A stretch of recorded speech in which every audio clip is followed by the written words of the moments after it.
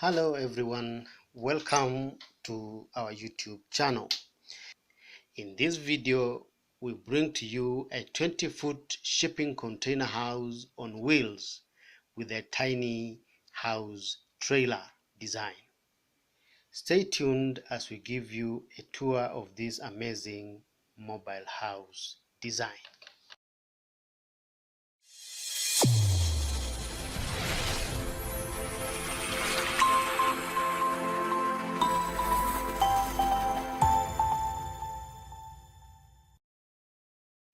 Good, welcome back.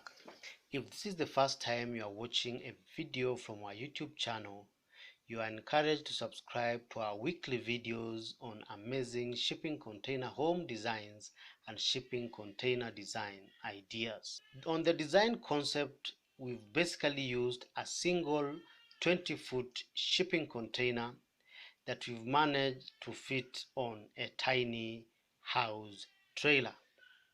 So you'll basically need to do two things. First, you'll have to fabricate your shipping container house from a standard 20-foot high cube shipping container.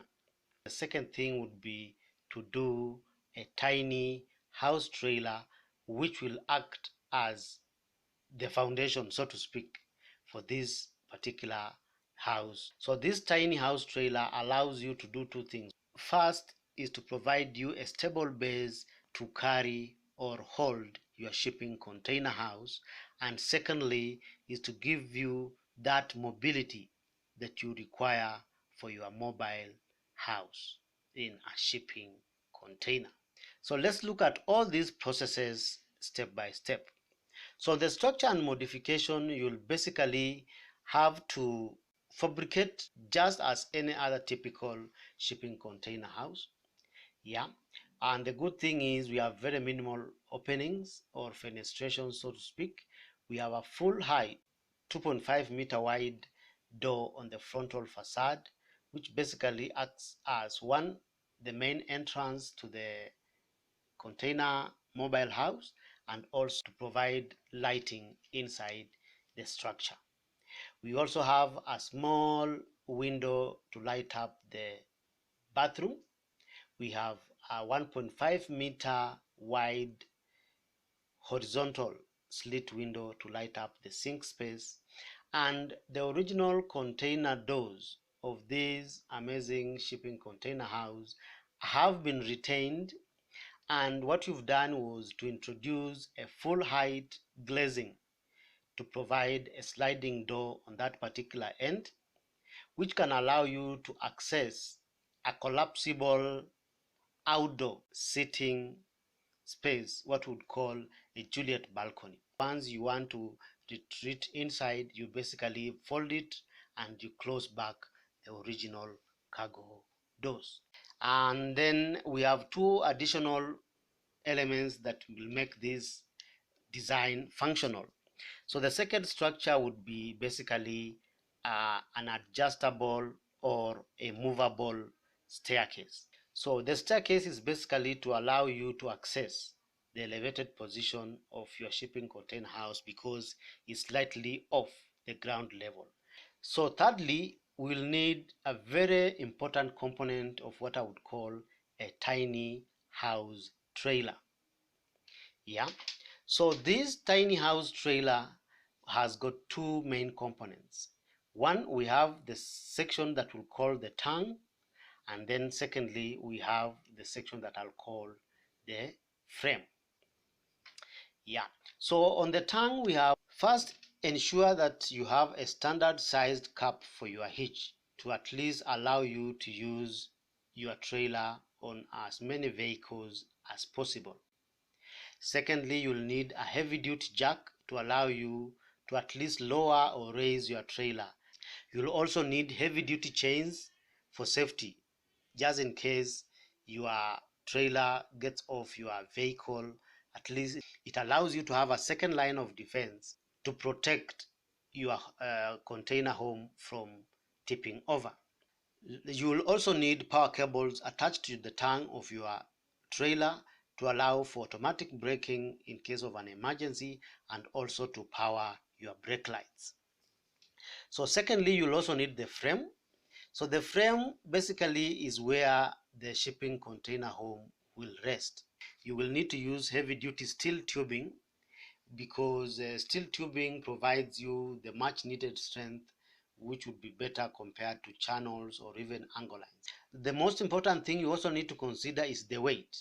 Yeah, so the weight will determine the type of axles you are going to use on your shipping container uh, trailer. Yeah, so you will need heavy duty axles, which can either be 2 or 3 depending on the amount of load you are carrying, which will obviously include the weight of the shipping container plus all the dead and the live loads on your tiny container house. You also need to equip your axles with automatic braking to take care of any emergencies. You also need to provide some protection on top of your wheels using some nice steel fenders. Last but not least, you'll need to have standalone jack stands or scissor jacks for additional propping of your house at the corners. I would wish to highlight that I'm no guru when it comes to matters automotive. To fabricate this tiny house trailer, kindly consult an expert in that field. I repeat, I'm not an expert on automotive issues. Yeah, but I know you'll also require a VIN number to facilitate you on registration, since this is going to be used also on the roads. Yeah, and therefore you should also be able to define appropriately what is the gross weight of your vehicle to give you a given rating. So with that in place, then we'll look at the salient features in our nice mobile container home. So what we have in this particular house include the following. Since this house is just a single level, basically a studio arrangement of an interior space. Yeah. So we have a small kitchenette on one end with overhead cabinets, and then we have a small laundry machine under the sink space. So on the opposite, we have a full wardrobe space with double doors. Yeah, and just adjacent to it, we have a small tabletop which can be used for universal functions like a small reading space. You can also use it as a small and then on the extreme end we have tucked a spacious bathroom. So in this particular arrangement, we would prefer you use a composting toilet because that one will be easier when it comes to waste management. So one half contains those utilities, and the remaining half, which is basically 3.1 meters, is for the living area of your nice mobile container home. So what we've done was just fit it simply with a sofa bed, which can be used as a seat during the day and used as a bed during the night. So other than that, you still need to observe all other good construction practices of shipping container homes to make it habitable. Yeah, we have issues to do with insulation, which you'll need to do and also observe as much as you need to. When it comes to interior design, kindly observe a minimalist interior design when furnishing your mobile container house. It will help you to save on space and as indicated, use multifunctional and multi-purpose furniture to at least allow you to use your space for more than one function. Flat pack cabinets are very good for the kitchen or the kitchenette and also for your wardrobe spaces. What we did on the interior was also to finish it in a light colored paint, which makes the space look brighter and bigger. So that is a trick I would encourage you to adopt when you are doing the interiors of tiny homes. Make sure you install all the necessary plumbing and electrical works before you install your insulation and before you line up the interior of your shipping container house. Now, since this is a mobile container home, it is very critical for you to observe proper waste management system. What you've basically designed here is that we've given you an opportunity to go off grid, so you can use solar power and just at least fix solar panel on the roof of your shipping container house. Yeah, you can also use a gray water system that commercially available, and you can basically pick one that is conducive for you. Otherwise, any specialized services or provisions in this particular mobile home, you are encouraged to consult the relevant experts so that at least you are able to do it right. So kindly, if you feel that there's anything I've omitted, or if you've done one or you have one yourself, kindly let us know what you did to at least execute it as a DIY project or with the help of an expert. If you like this video, give it a thumbs up and feel free to share it.